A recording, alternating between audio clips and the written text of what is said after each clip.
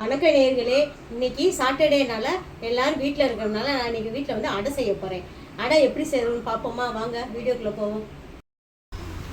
அடைக்கு தேவையான பொருள் வந்து இட்லி அரிசி 2 கப்பு, பச்சை அரிசி 1 கப்பு, இது வந்து ஒரு 50 கிராம் உளுந்து, இது ஒரு அரை கப்பு துவரம்பருப்பு, அரை கப்பு கடலைப்பருப்பு, அரை கப்பு பாசிப்பருப்பு, அரை கப்பு பட்டாணி பருப்பு, மிளகா வத்தை ஒரு 15 மிளகா வத்தை. இது சின்னதாக இருக்கிறதுனால 15, ரொம்ப பெருசாக இருந்துச்சுன்னா 10 போட்டுக்கோங்க.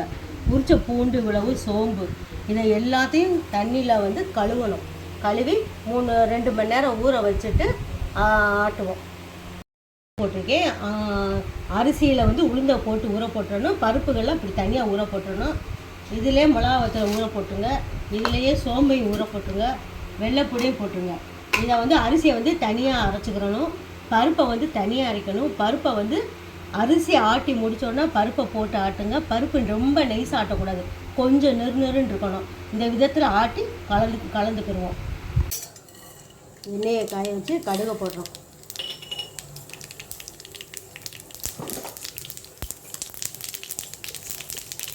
அதோடு சீரகம் போடுறோம்.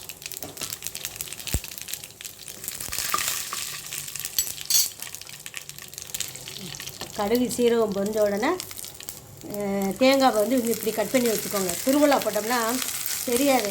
இதுனா வந்து நல்லா சாப்பிட்றப்ப நல்லாயிருக்கும்.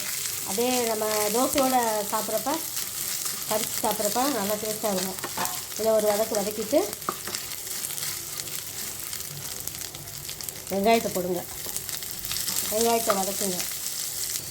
வெங்காயம் வந்து நல்லா கண்ணாடி பதம் இப்படி வரணும். கண்ணாடி பதம் தான் வந்தோன்னா அரைச்சி வச்ச கருவேப்பிலை கொத்தமல்லி போட்டு ஒரு வதக்கிட்டு இது ஆறுனதுக்கப்புறம் மாவில் கலக்கணும்.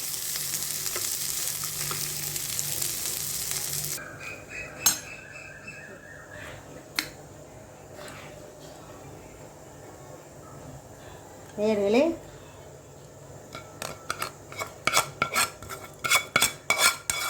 வதக்குனதை கொட்டுறோம்.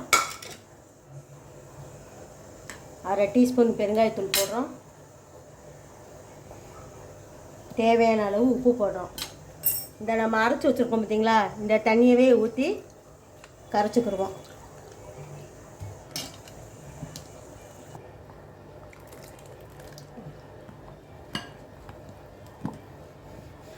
நல்லா கலக்கிட்டு தோசை ஊற்றுவோம்.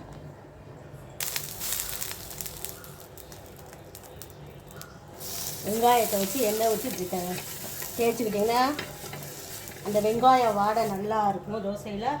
2வது தோசைக்கல்லில் வந்து தோசையோ அடை மாவோ சூப்பராக வரும் வெங்காயம் தடவி ஊற்றினோம்னா.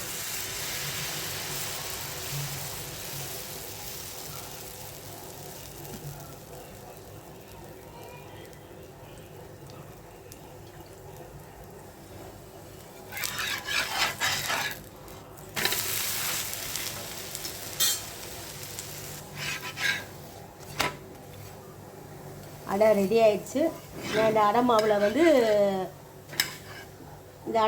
நான் வந்து முருங்கைக்கீரை சேர்க்கலை. முருங்கைக்கீரை இன்றைக்கி எனக்கு கிடைக்கல, அதனால் சேர்க்கலை. முருங்கைக்கீரையும் போட்டாலும் இன்னும் சூப்பராக இருக்கும். இந்த அடை மாவில் நான் மஞ்சப்பொடியே போடலை. இந்த பருப்போட இயற்கையான கலரில் வச்சுருக்கேன். உங்களுக்கு தேவைன்னா மஞ்சப்பொடி போட்டுக்கலாம். அடை ரெடி ஆயிடுச்சு. சுட சுட அடை ரெடி ஆயிடுச்சு நேயர்களே. இது சாட்டர்டே சண்டே எல்லோரும் வீட்டில் இருப்பாங்க பார்த்தீங்களா, அப்போ ஃபேமிலியோடு இதெல்லாம் செஞ்சு சாப்பிட்றதுக்கு நல்லாயிருக்கும். நீங்களும் இதே மாதிரி செஞ்சு சாப்பிடுங்க. நன்றி, வணக்கம்.